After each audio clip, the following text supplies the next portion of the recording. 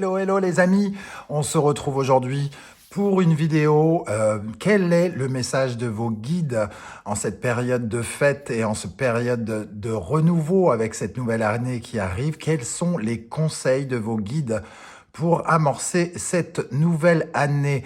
Bien sûr, c'est un tirage général qui ne parlera pas de la même façon à tout le monde, donc vous prendrez les messages qui vous parlent et n'hésitez pas à aller regarder les vidéos de votre signe ascendant et de votre signe lunaire à la suite de ce tirage pour avoir des compléments d'informations et peut-être d'autres messages qui vous parleront davantage. Je me permets en barre d'infos de mettre les liens directs de toutes les vidéos que je vous propose pour l'année 2022 et le mois de janvier 2022, ainsi que mon adresse mail si vous désirez avoir des renseignements pour les tirages personnalisés. Voilà, on se retrouve tout de suite pour chaque signe. Hello, hello les cancers, ascendant cancer ou signe lunaire en cancer. Cette vidéo est pour vous.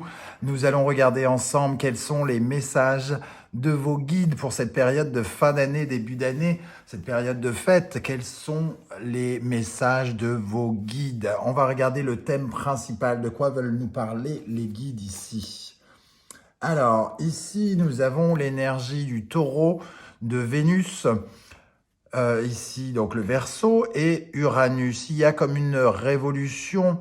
On voit ce village qui est détruit.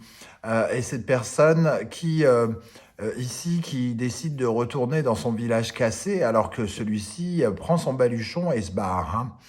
Il est à la recherche de quelque chose de valeur, quelque chose de nouveau qui est de la valeur pour lui. Au lieu quelque part, il a envie de quitter une situation qui est compliquée. Il veut quitter l'orage qu'on voit ici derrière.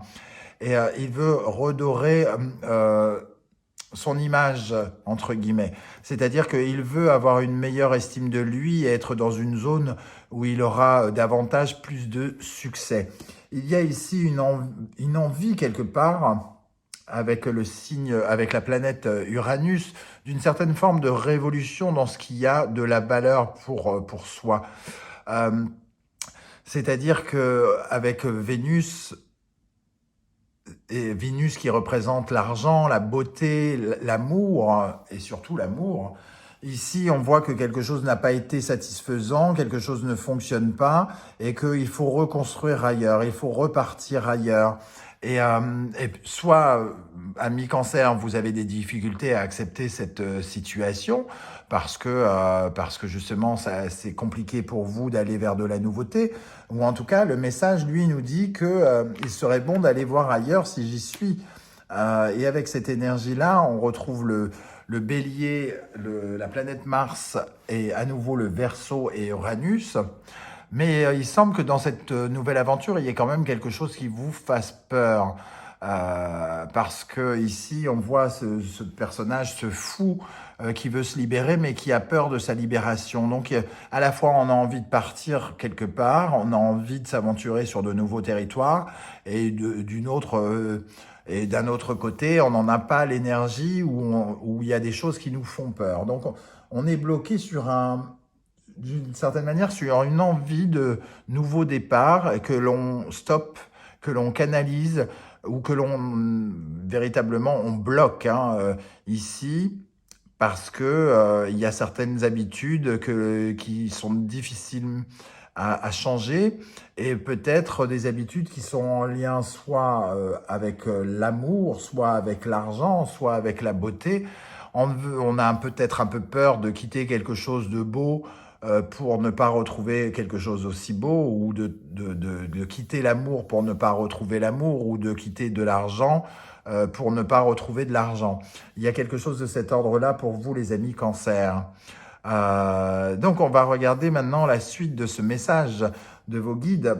On voit en tout cas qu'il y a quelque chose à gagner, vraisemblablement, dans ce changement et dans cette nouvelle aventure. Celui qui retourne en arrière, là, dans le village totalement foutu, complètement cassé, en ruine, avec l'orage qui gronde, n'a strictement rien à gagner à rester là, sauf perdre le peu qui lui reste. Alors que lui repart avec pas grand-chose, mais il s'éloigne des situations compliquées.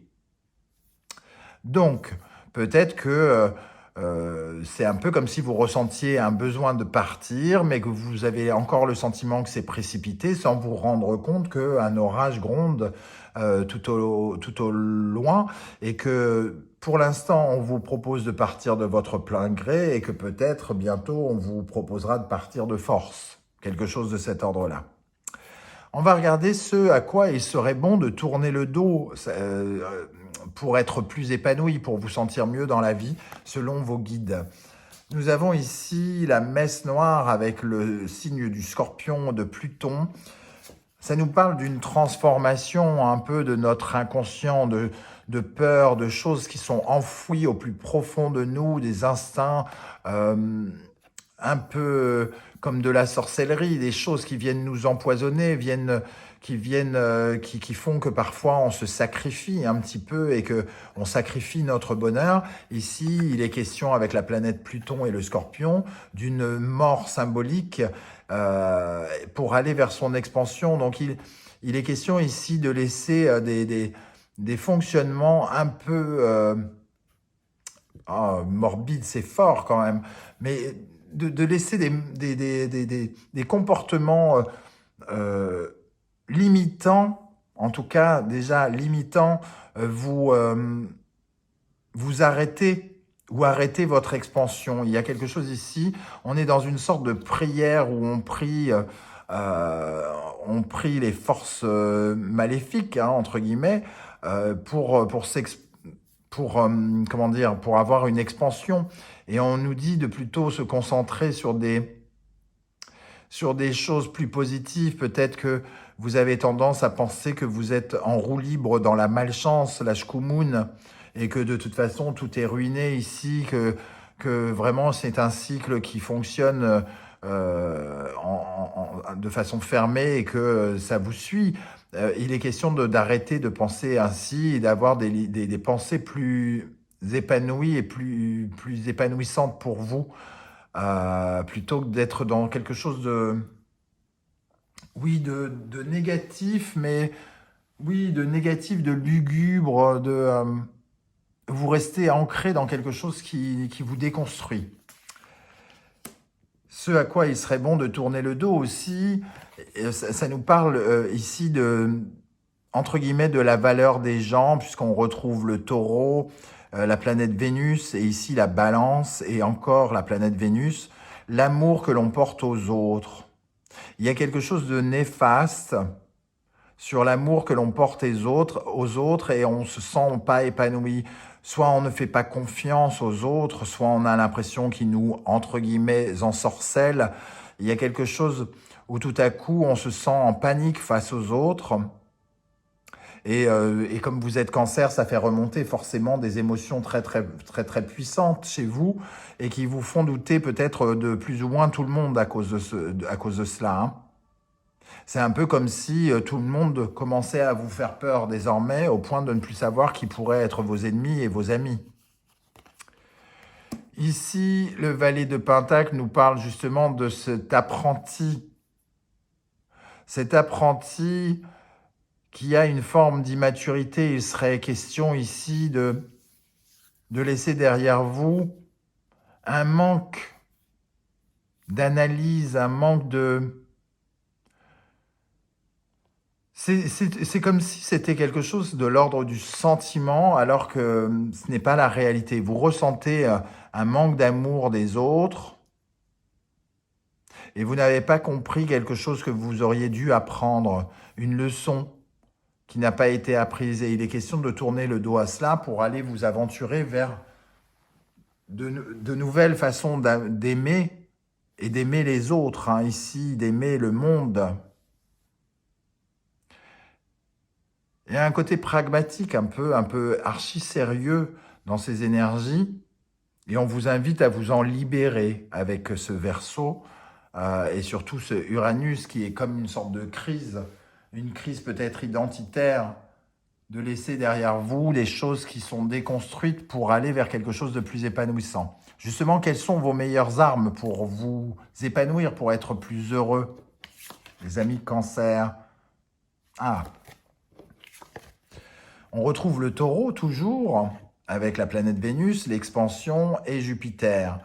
Pour moi, ici, on nous parle d'amour inconditionnel, d'amour puissant, de tolérance, d'ouverture d'esprit, de briller. Vous êtes convaincu par le regard des autres qu'on ne vous permet pas de briller. Vous n'avez pas compris par rapport à certaines personnes qui vous entouraient que vous pouviez briller, qu'il était possible de briller. Ici, on ressent cet amour des autres qui est porté à ce prêtre, à ce gourou peut-être même. Hein. C'est le côté négatif de ce personnage. Il peut emporter toutes ces personnes et leur faire croire tout ce qu'il veut. Ici, il est quand même question de vous rendre compte que vous êtes beaucoup plus sympathique que vous ne pensez, que vous avez beaucoup plus d'amour à apporter au monde,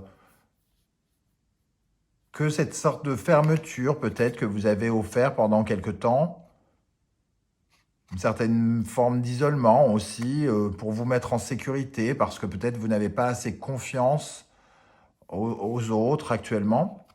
Et ici, il est question, votre meilleure arme, c'est justement d'être convaincant, de pouvoir briller, d'avoir de la valeur, de gagner en valeur. Et avec le valet d'épée, lui, nous parle de cette forme de curiosité, de toutes ces nouvelles idées qu'on essaye d'appliquer. Le valet d'épée, c'est celui qui a des nouvelles idées. Hein.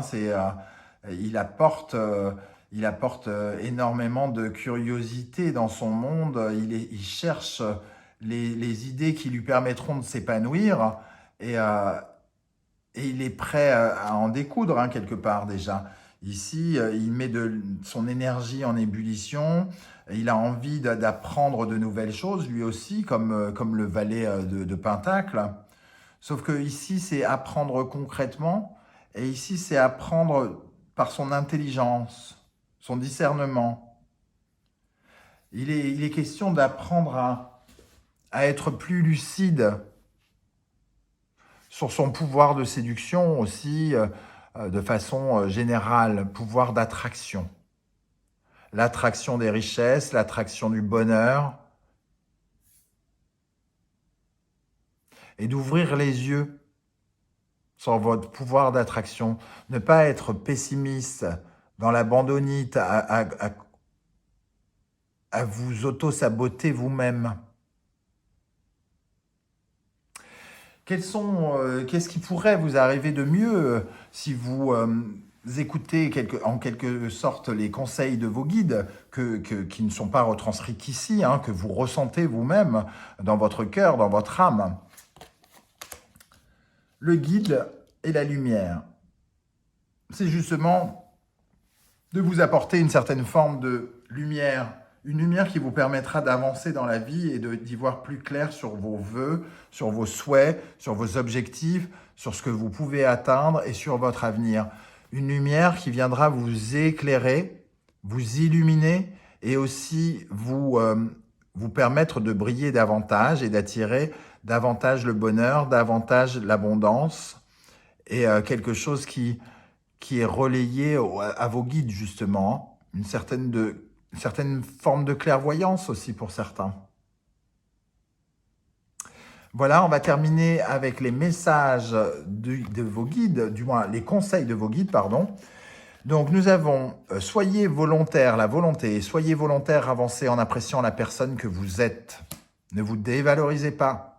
Ici, il faut arrêter avec la dévalorisation, il faut regagner en confiance, regagner en lumière, en lucidité, en attraction, en pouvoir d'attraction. Ici, vous vous diminuez. Il y a une certaine forme d'immaturité, comme un enfant qui n'arrive pas à plaire. Et il est question de tourner le dos de cela et vous rendre compte que vous êtes un adulte et que vous pouvez plaire, mais peut-être pas à tout le monde, mais vous pouvez plaire, évidemment. Et ici, nous avons le plongeon, courage et lancez-vous, une réalité pleine de promesses vous attend. Et lancez-vous ici, sans avoir peur des autres, sans avoir peur des gens, sans avoir peur du regard des autres, et lancez-vous. La lumière vous attend.